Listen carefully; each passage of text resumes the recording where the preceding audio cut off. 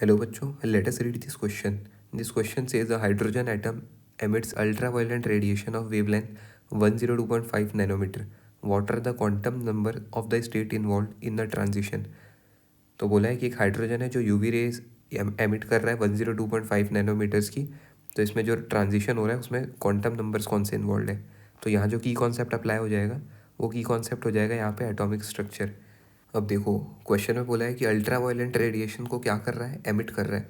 Emit कर रहा है यानी हायर ऑर्बिट से लोअर ऑर्बिट में आ रहा होगा। ठीक है, अब हायर ऑर्बिट से लोअर ऑर्बिट में आ रहा है एंड यूवी रेज रेडिएशन जो है एमिट कर रहा है। तो देखो ये जो चीज़ें होती है ये कौन सी सीरीज़ में आती है, जो यूवी रेज है ये आती है लाइमन सीरीज़ में। और लाइमन सीरीज़ क्या होती है कि किसी भी एन से लेके मतलब किसी भी ऑर्बिट से अगर आप फर्स्ट ऑर्बिट में आ रहे हो तो उसको बोलेंगे जो है लाइमन सीरीज़। तो अगर आप n is equal to N से n2 इज इक्वल टू 1 पे आ रहे हो तो ये होती है लाइमन सीरीज़। तो जो वेवलेंथ निकालने का फॉर्मूला है इन ट्रांजिशन में वो हो जाता है 1/λ is equal to RZ² into 1/n2 का स्क्वायर माइनस 1/n1 का स्क्वायर। ठीक है, ये हो जाता है फॉर्मूला। इसी फॉर्मूले को यूज़ करेंगे, इसमें वैल्यूज़ वगैरह डालेंगे। ठीक है, तो फॉर्मूले को रिस्पेक्ट देने के लिए बॉक्स वगैरह में डाल देते हैं।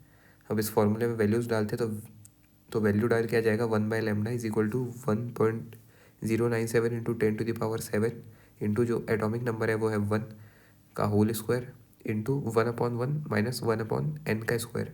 ठीक है, ये जो n है n ही हमको निकालना है। बताना तो यही है ना कि कहाँ से कहाँ के बीच में ट्रांजिशन हुआ है।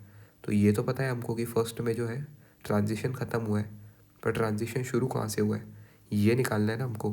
तो n की वैल्यू फाइंड आउट करनी है।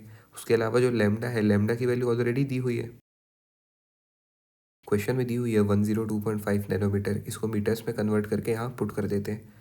तो जब इनको आप सॉल्व कर लोगे ना तो जो n2 की वैल्यू आ जाएगी, n2 की वैल्यू आ जाएगी 2.95 which is approximately equal to 3। इसका मतलब क्या हुआ कि जो ट्रांजिशन शुरू हुआ ना वो 3 से शुरू हुआ और 1 पे ख़त्म हुआ। तो n1 is equal to 3 to n2 is equal to 1 का जो है हमारा ट्रांजिशन हुआ। तो ये हो गया हमारा final answer. So hope you understood this question well and all the best.